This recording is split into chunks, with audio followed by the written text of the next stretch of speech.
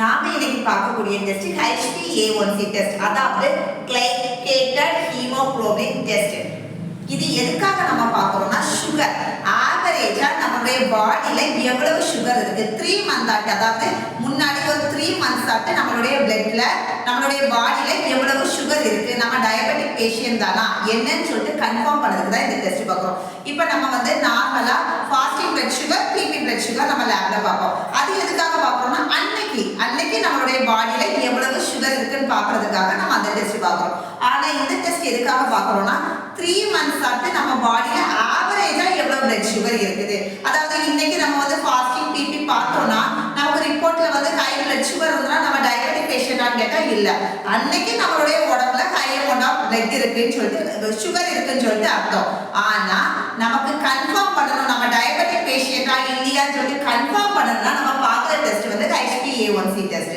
இதை பார்த்து இதுல நமக்கு ரிசல்ட் ஹையா வந்தாதான் நம்ம ஒரு டயபெட்டிக் பேஷண்ட். இந்த டெஸ்ட்டை வச்சுதான் நம்ம கன்ஃபார்ம் பண்ணணும். இந்த டெஸ்ட்னா என்னன்னா, இப்போ நம்மளுடைய சுகர்னா என்னன்னா நம்ம சாப்பிடக்கூடிய ஃபுட் எல்லாமே டைஜஷன் ஆகி சுகர் மாலிகூல்ஸ் ஆட்டி எங்க போகுதுன்னு பார்த்தாக்கி நம்மளுடைய பிளட்ல வருது. சுகர் மாலிகூல் ஆட்டி நம்மளுடைய பிளட்ல என்ன வருதுன்னா இந்த சுகர்ஸ் வருது.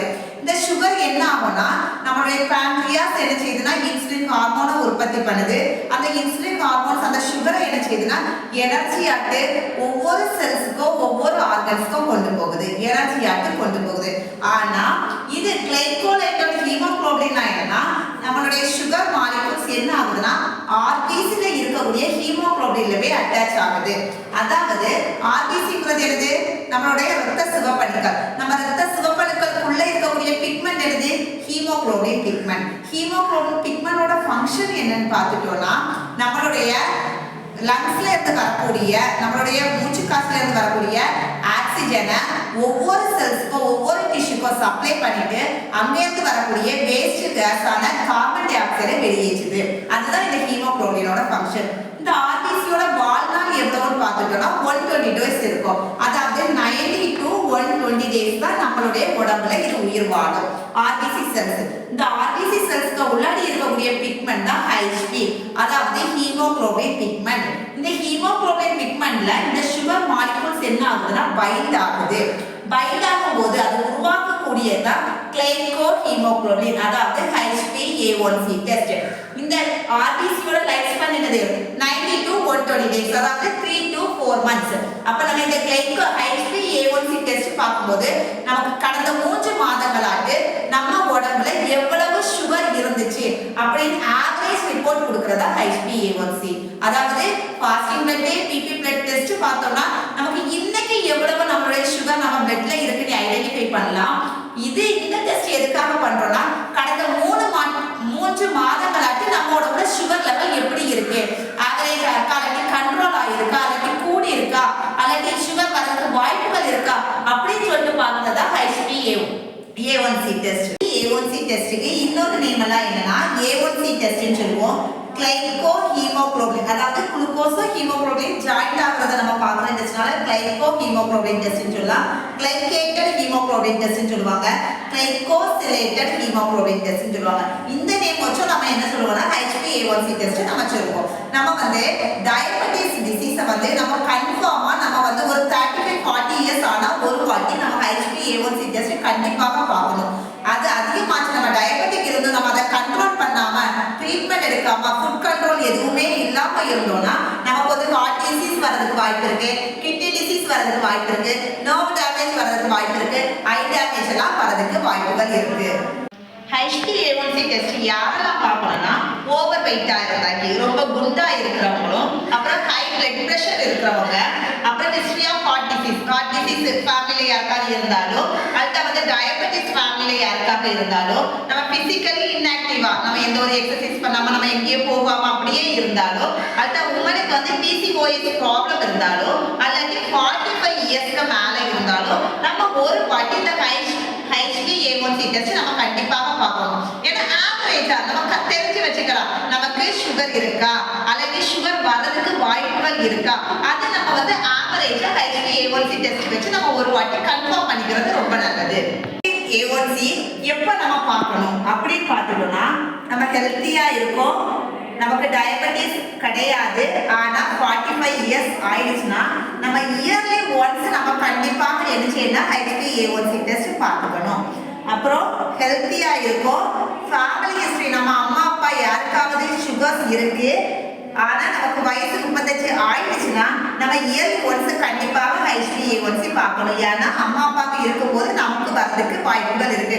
நம்ம பார்த்துட்டோம்னு நினைச்சுக்கோங்க, நமக்கு வரதுக்கு வாய்ப்புகள் இருக்கு. நம்ம ப்ரீ டயபெட்டிக் அப்படின்னு தெரிஞ்சுக்கிட்டா நம்ம ப்ராப்பர் ஃபுட் கண்ட்ரோல் பண்ணிட்டாலே நம்ம வந்து டயபெட்டிக்ல இருந்து அவாய்ட் ஆகிடலாம். அப்புறம் டைப் 2 டயபெட்டிஸா இருந்து நம்ம இன்சுலின் எடுக்காம இருந்து மெடிசின் மட்டுமே எடுத்துட்டு இருந்தோம்னா அவங்க இயர்லி 2 டைம்ஸ் நம்ம HbA1c டெஸ்ட் நம்ம பார்த்துக்கலாம். அடுத்து டைப் 2 டயபெட்டிஸா இருந்து இன்சுலின் நம்ம எடுத்துட்டு இருக்கிறோம்னா 4 டைம்ஸ் இயர்லி 4 டைம்ஸ் நம்ம HbA1c நமக்கு ஆவரேஜா எவ்வளவு இருக்கு, டயபெட்டிஸ் எவ்வளவு இருக்கு, நம்ம முன்னாடி எவ்வளவு இப்போ கண்ட்ரோல் ஆகிட்டு இருக்கா அந்த ஆவரேஜை நம்ம பார்த்துக்கலாம். டைப் 1 டயபெட்டிஸா இருக்கிறவங்க கண்டிப்பாக இயர்லி 4 டைம்ஸ் நம்ம என்ன செய்யணும், HbA1c நம்ம வந்து பார்த்துக்கணும்.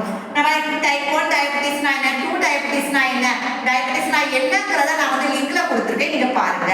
HbA1c யோட ரிப்போர்ட் நமக்கு எப்பவுமே பெர்சன்டேஜ்ல தான் வரும். நமக்கு ரிப்போர்ட் வந்து 5.7 விட குறைவாக இருந்துச்சுன்னா நமக்கு நார்மலா இருக்குன்னு அர்த்தம். 5.7 இருந்து 6.4% உள்ளாடி இருந்துச்சுன்னா ப்ரீ டயபெட்டிஸ். ப்ரீ டயபெட்டிஸ்னா என்னன்னா நமக்கு டயபெட்டிஸ் ஃபியூச்சர்ல வரதுக்கு வாய்ப்புகள் இருக்கு அப்படின்னு அர்த்தம். 6.5க்கும் அதுக்கு மேலே இருந்துச்சுன்னா நமக்கு டயபெட்டிஸ் இருக்குன்னு அர்த்தம். அதாவது HbA1c ரிப்போர்ட் நமக்கு எப்பவுமே பெர்சன்டேஜ்ல தான் வரும். 5.7% விட குறைவாக இருந்தா நமக்கு வந்து டயபெட்டிஸ் இல்லை அப்படின்னு அர்த்தம். 5.7ல இருந்து 6.4 வரைக்கும் வந்துச்சு pre diabetes. Pre diabetes means ஃபியூச்சர்ல நமக்கு டயபெட்டிஸ் வரதுக்கு வாய்ப்புகள் இருக்கு. அப்ப நம்ம என்ன செய்யணும், டயட் கண்ட்ரோல் பண்ணணும், நல்ல எக்ஸசைஸ் பண்ணாக்கி நம்ம டயபெட்டிஸ் வராம நம்ம பாதுகாக்கலாம். 6.5% வந்து ஹையரா இருந்துச்சுன்னா நமக்கு டயபெட்டிஸ் இருக்குன்னு அர்த்தம்.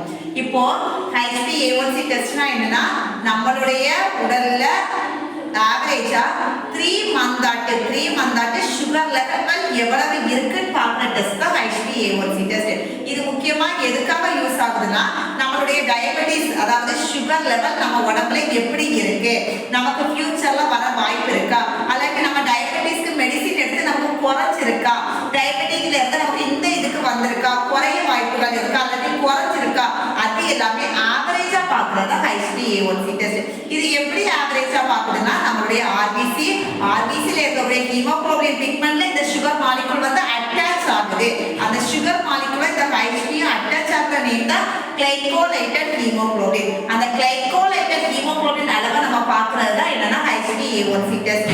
நம்ம சாதாரணமாக டெஸ்ட் பண்றதுல fasting blood sugar, random blood sugar, அப்புறம் பிபி போஸ்ட்பிராண்டியல் பிளட் சுகர்லாம் நம்ம பார்க்கும்போது என்ன ஆகுதுனாக்கி நமக்கு நார்மலா அன்னைக்கு நம்மளுடைய சுகர் லெவல் எப்படி இருந்ததுன்னு தெரியும்.